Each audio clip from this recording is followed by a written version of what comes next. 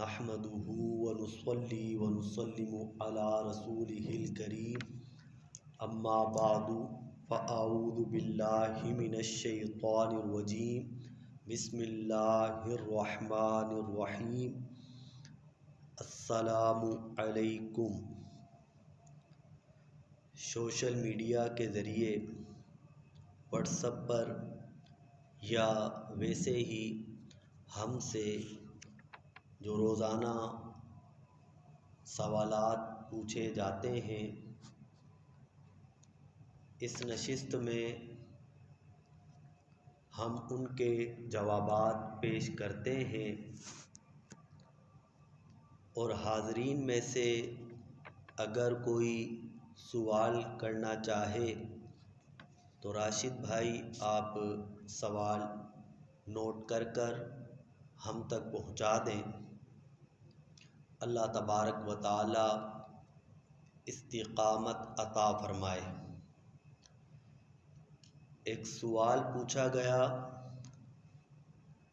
کیا پیران اعظام اپنے مریدوں کی شفاعت کریں گے؟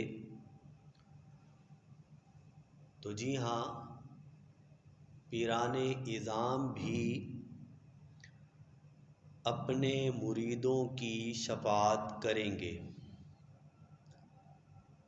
ابن ماجہ کتاب الزہد میں حدیث مبارکہ ہے،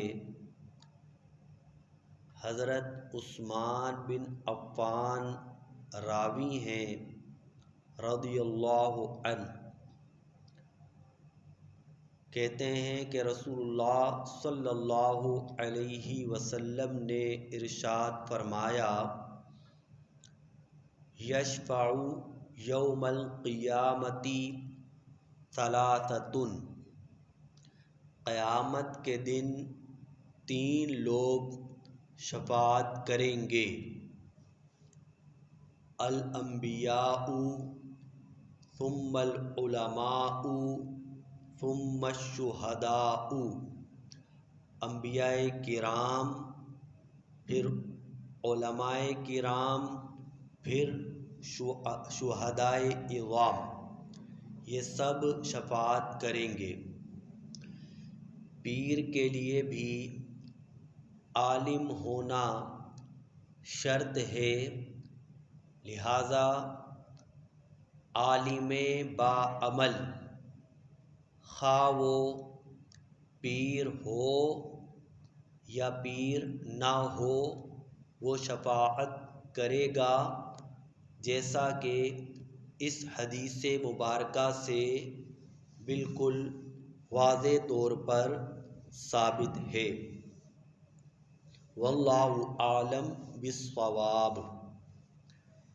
ایک سوال پوچھا گیا، کیا سوتے وقت سرما لگانا سنت ہے؟ تو جی ہاں، حدیث مبارکہ میں کہ رسول اللہ صلی اللہ علیہ وسلم سوتے وقت سرما لگاتے تھے۔ امام احمد یار خان نعیمی رحمۃ اللہ علیہ فرماتے ہیں کہ رات کو سونے سے پہلے سرما لگانا سنت مبارکہ ہے۔ سرما لگانے کا سنت طریقہ کار رسول اللہ صلی اللہ تعالی علیہ وسلم تین طریقوں سے احادیث میں آپ کے سرما لگانے کے انداز کو بیان کیا گیا ہے۔ پہلا طریقہ کہ آپ سیدھی آنکھ میں بھی 3 سلائی، الٹی آنکھ میں بھی 3 سلائی۔ دوسرا طریقہ کہ سیدھی میں 3 سلائی اور الٹی میں 2 سلائی۔ تیسرا طریقہ سیدھی میں بھی 2 سلائی، الٹی میں بھی 2 سلائی، پھر ایک سلائی میں آپ سرما لیتے اور وہ سلائی اپنی سیدھی اور الٹی آنکھ میں پھیر لیتے۔ یہ 3 طریقہ کار احادیث میں وارد ہوئے ہیں۔ کبھی ایک طریقے کو اپنائیں، کبھی دوسرے کو، کبھی تیسرے کو، تاکہ تینوں طریقوں پر عمل ہو جائے۔ ایک سوال پوچھا گیا، کیا دوسری شادی کے لیے پہلی سے اجازت لینا ہوگی؟ دیکھیں، شریعت میں تو ایسی کوئی بات نہیں ہے، اجازت کی ضرورت نہیں ہے۔ اچھا، یہ سوال آیا کہ اقامت کہنے والا کس جگہ کھڑا ہو، تو اس کی کوئی تخصیص نہیں ہے، کوئی اس بارے میں تخصیص وارد نہیں ہوئی ہے حدیث میں کہ کہاں کھڑا ہونا ہے، بالکل پیچھے کھڑے ہو جائیں یا دائیں جانب۔ یہی بات امام احمد رضا خان رحمۃ اللہ تعالی علیہ نے لکھی ہے کہ اس کی کوئی تخصیص نہیں ہے۔ ایک سوال پوچھا گیا کہ مہر کی رقم کب ادا کی جائے گی؟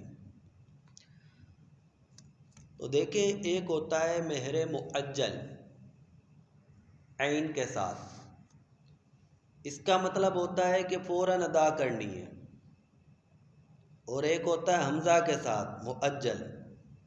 تو مہر مؤجل کے بارے میں ہمارے یہاں پر عرف یہ ہے کہ اگر طلاق ہو جائے خدا نخواستہ تب دیا جاتا ہے، یا شوہر کا انتقال ہو جائے تب وراثت کے طور پر، پھر وراثت جب تقسیم ہوتی ہے تو اس میں سے پہلے مہر کا حصہ، چونکہ وہ شوہر پر ادھار ہوتا ہے، وہ نکالا جاتا ہے، پھر وراثت تقسیم کی جاتی ہے۔ ویسے تو مہر معجل رکھیں تو بہت بہتر ہوگا، اور فوراً ادا کر دینا یہ زیادہ مناسب اور عمدہ کام ہے، کیونکہ مہر شوہر پر قرض ہے۔ میں نے کئی نکاح پڑھائے، صرف ایک نکاح میں ایسا ہوا کہ مہر تو تھوڑا تھا، 50,000 تھا، لیکن فوراً ادا کر دیا گیا، فوراً ادا کر دیا گیا، اسی مجلس میں مہر کی ادائیگی کر دی گئی۔ ہم نے نکاح کے فارم میں لکھا کہ مہر ادا کر دیا گیا، نکاح کے وقت ہی مکمل مہر دے دیا گیا۔ یہ صرف ہم نے ایک ہی ایسا نکاح پڑھایا۔ تو مہر شوہر پر قرض ہے۔ ایک سوال پوچھا گیا کہ رکوع اور سجود میں 3 سے زیادہ تسبیحات پڑھ سکتے ہیں؟ جی ہاں، 3 سے زیادہ آپ جتنی پڑھنا چاہتے ہیں پڑھیں، لیکن طاق میں ہو تو بہت بہتر ہے۔ طاق سے مراد 3، 5، 7، 9، 11، آپ سجدہ جتنا طویل کرنا چاہیں، رکوع جتنا طویل کرنا چاہیں کر سکتے ہیں۔